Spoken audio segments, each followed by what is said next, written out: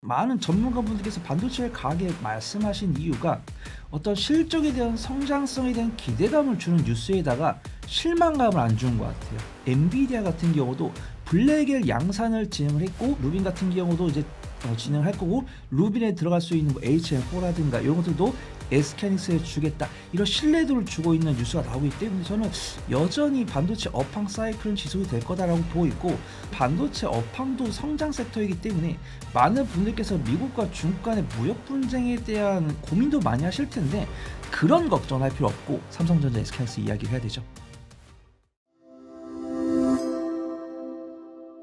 안녕하십니까. 예민수의 경제 토크 시작합니다. 지수가 정말 화랑장이죠. 강한 상승세를 나타내고 있는데요. 반도체 이야기부터 하겠습니다. 퍼스트 프라임 리서치 손여로 팀장님 오셨습니다. 어서 오십시오. 안녕하십니까. 반도체를 가지고 있는 자, 없는 자 명확히 그죠? 그렇습니다. 갈리는 그런 장입니다. 네, 진짜 강하네요. 반도체가 진짜 대세인가 봐요. 네, 확실하게 만약에 우리가 가진 돈을 가지고 스스로 운용을 하는 사람들이었다면 엄청 행복했을 겁니다. 근데 우리 한국증권TV는 구독자분들께 간접적으로 정보를 드려가지고 시청자분들께서 스스로 가공을 해가지고 매매하실 수 있는 정보를 드리다 보니까 네. 저희가 이렇게 드리고자 하는 말이 이제 구독자분들께 완연하게 와닿지 않으면 수익을 다 못 가져가실 것 같아요. 근데 그럼에도 불구하고 저는 거의 1년 4개월 넘도록 삼성전자랑 SK하이닉스는 반드시 매매를 해야 된다라고 말씀드리는데, 맞아요. 정말 네. SK하이닉스는 1년 4개월 동안 내내 제가 울부짖었고요. 삼성전자 같은 경우는 제가 의자를 바로 고친 지 한 서너 달이 됐기 때문에 네. 반드시 그런 종목들은 수익을 내셔야 된다라고 판단되고 맞아요. 있고. 전 방송 돌려보기 이런 거 없나? 그렇습니다. 맞아요. 네. 그냥 제가 탑픽주로 소개해드리는 구간만 딱 30초만 잘라가지고 제가 1년 4개월 동안 추천주를 팍팍 붙이신 것만 하셔도 수익 얼마인지 체크할 수 있고, 네. 제가 그 중에서도 당연히 삼성전자, SK하이닉스가 물론 탑픽이지만 그들이 아닌 다른 탑픽주를 분명히 제가 갖고 왔기 때문에 그것들만 보셔도 될 거다라고 판단하고 있고요. 지금 이 어떻게 보면 반도체 업황도 성장 섹터이기 때문에 많은 분들께서 미국과 중국 간의 무역 분쟁에 대한 이 고민도 많이 하실 텐데, 지금 뭐 다양한 뭐 골드만삭스나 아니면 JP모건이나 이런 쪽에서 나오고 있는 반도체 업황 리포트를 봤을 때 여전히 반도체 업황 사이클은 지속이 될 거다라고 보고 있고, 뭐 샘 올트먼 CEO 같은 경우도 엄청난 숫자의 투자 규모를 발행을 하면서 반도체에 대한 수요는 앞으로도 좀 당분간 유지가 되지 않을까, 그걸 좀 판단하고 있습니다. 네, 바보 같은 질문을 하겠습니다. 그럼 반도체가 왜 이렇게 좋은 거예요? 우선은 우리가 당연히 지금 반도체 이야기를 하고 있지만 네. 2차 전지든 뭐 제약바이오 등 제가 이야기를 할 거고, 뭐 다른 분들께서는 뭐 로봇이라든가 뭐 조선이나 뭐 AI 이런 이야기를 하시는 걸 제가 다른 영상을 봤습니다.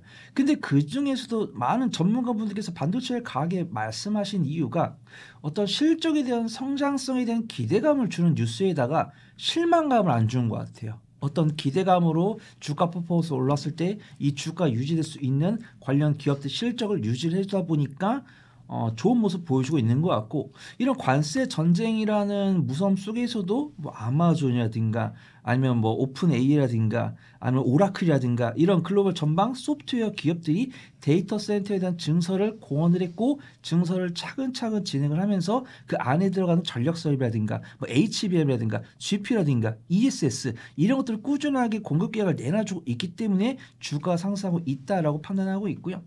주말간에도 우리가 가장 이 AI 반도체에 대한 우리가 선봉장이라고 볼 수 있는 엔비디아 같은 경우도 블랙엘 양산을 진행을 했고, 내년 같은 경우는 루빈 같은 경우도 이제 진행할 거고, 루빈에 들어갈 수 있는 뭐 HM4라든가 이런 것들도 SK하이닉스에 주겠다, 이런 신뢰도를 주고 있는 뉴스가 나오기 때문에 저는 반도체 사이클 같은 경우는 저는 일단 2026년까지도 좀 유지가 되지 않을까, 그렇죠, 생각을 하고 있습니다. 네.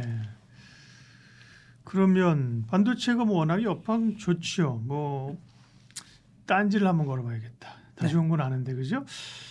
부담스러울 만한 요인이 뭐가 있을까? 미중 간의 갈등? 네, 그렇습니다. 네. 일단은 거품론 이야기가 많이 AI 나오고 거품론 있습니다. 그게 먼저겠네요. 네, 그래서 네. 저 같은 경우도 제가 생각했던 것 대비해서 퍼포먼스는 안 나오고 있어요. 그래서 제가 늘 기분 좋게 말씀을 드리지만 엔비디아 같은 경우는 매년 매분기 최대 실적을 기록을 하고 있는데 전년 동기 대비해서 증가폭이 둔화가 되고 있습니다. 그 다음에 매출 총 이익률도 예전에 엔비디아가 처음 이제 실적 퍼포먼스 보실 때 78% 정도 나왔었는데 제가 이제 어젯밤에 확인하고 보니까 매출 총 이익률 69% 떨어지더라고요. 그다음에 전년 동기 대비해서 뭐 150%, 200% 실적 퍼포먼스를 보이던 기업이 지금은 한 50에서 60%. 물론 우리가 뭐 철강이나 화학 이런 것들로 비교를 해보면 전년 동기 대비해서 60% 증가한 게 엄청난 거긴 하지만 우리가 지속적으로 실적 퍼포먼스를 보여주던 섹터 보니까 이런 것들도 좀 못하네 이런 이야기 들 수 있고 근데 제가 뭐 엔비디아 뭐 해외 주식을 원하시는 분들께는 엔비디아 사셔도 된다라고 말씀드렸는데 저는 네. 엔비디아보다는 뭐 TSMC나 마이크론이 낫다라고 종종 말씀을 드려요. 왜냐하면은 오로지 내가 실적만 본다. 그러면 실적 증가폭은 엔비디아가 TSMC보다 낮습니다. 근데 마이크론도 이제 마이크론이 이제 9월 25일에 실적 발표했는데 매출이 46% 증가했고 영업이익이 126% 증가했습니다. 그러면 지금 당장 마이크론을 사겠죠. 근데 마이크론은 이제 막 시첫 퍼포먼스를 보여준 종목이기 때문에 분할 매수를 못하신 분들은 엔비디아가 낫다. 분할 매수를 잘하신 분들은 뭐 TSMC나 마이크론이 낫다라고 판단하고 있고요. 아직 AMD 같은 경우 실적 발표를 앞두고 있기 때문에 나는 만약에 정말 어떤 실적 발표에 대한 뉴스 팔로우 그다음에 글로벌 IB들의 컨센서스 추적 이런 것들이 잘 되시는 분들은 AMD 그래서 제가 좀 줄을 세워드릴게요. 내가 만약에 나는 변동성을 너무 싫어한다. 나는 뭐 이렇게 한국증권TV 매일 올라온 영상을 올라오자마자 업로드 되자마자 봐야 되는데 나는 막 일주일 넘어서 본다. 이렇게 바쁘신 분들은 엔비디아. 나는 그래도 이미 밝혀진 실적 중에서 지금 잘하고 있는 종목보다 앞으로 잘할 종목이 좋다라고 하신 분들은 이제 마이크론. 뭐 이제 다른 기업들은 다 실적 발표했으니까 뭐 재료가 다 노출됐다. 앞으로 재료가 노출되지 않은 종목을 원한다라고 하시면은 뭐 AMD가 낫다라고 판단되고 있고요. 당연히 엔비디아, TSMC, SKS 같은 경우는 같은 라인이고 그다음에 이제 삼성전자 이제 엔비디아 물고 텄고 엔비디아 물고 트기 전에 AMD랑 뭐 테슬라 물고 또 텄으니까 나는 조금 안전한 거 원한다라고 하시면 이제 엔비디아 밸류체인 나는 조금 뉴스 팔로우 하면서 한국주거TV 업로드된 영상들 업로드 되자마자 알람 듣고 바로 추적이 된다 이러신 분들은 뭐 AMD 괜찮아 보인다 그거 좀 판단하고 있습니다. 네. 좋다니까요. 뭐 워낙 AI의 그 수요가 좋고요. 우리 기업들도 이제 그 이익을 받아가는 건데 그 제가 딴지를 거는 거예요. 딴지를 정말 좋은 많이 걸으십시오. 네, 그러니까 디펜스를 한번 해보십시오. 좋습니다. 그런데 말입니다. 네. 주가는 또 많이 올랐습니다. 삼성전자는 지금 10만 원이 눈앞이고 SK 하이닉스도 거의 뭐 50만 원이 눈앞이에요, 그죠? 네. 우리가 그 기존에 알고 있는 PBR 밸류 이런 걸 하더라도 이전의 그 기준으로 보면 거의 상대 나와 있잖아요. 그렇습니다. 일단은 주가만 봤을 때는 상단이 있다라고 판단하고 있고요. 제가 이제 이실직고 하다 보면은 저도 이실직고 그런 거 봤습니다. 이제 샘 몰트먼 CEO가 우리가 필요한 데이터 센터를 짓기 위해서는 일경이 필요하다 이런 발언을 했습니다. 근데 그거는 이해가 되더라고요. 우리가 보통 챗 GPT 한 번 사용할 때 예를 들어서 뭐 킬로와트 정도 필요하다. 근데 이게 하루 가전에서 쓰이는 전기량의 한 20분의 1 정도라고 합니다. 그러면은 내가 만약에 하루에 챗 GPT를 10번 이용을 하면은 이제 뭐 아버지는 TV 보시고 어머니는 이제 부엌에서 요리하실 때 쓰는 전기량을 이제 하루 만에 다 쓰는 건데 네.